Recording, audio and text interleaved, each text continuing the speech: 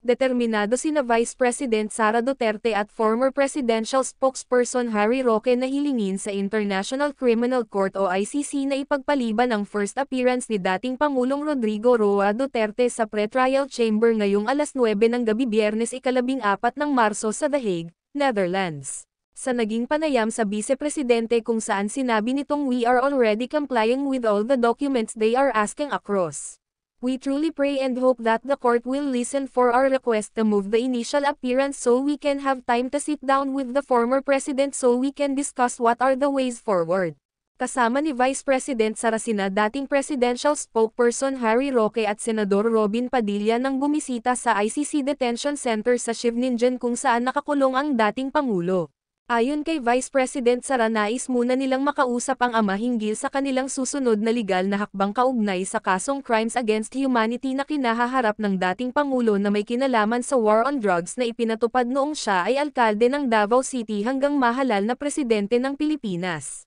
Si Roque ay isa sa 5 Pinoy lawyers na binigyan ng akreditasyon sa ICC upang makibahagi sa paglilitis sa kaso ng dating Pangulong Duterte.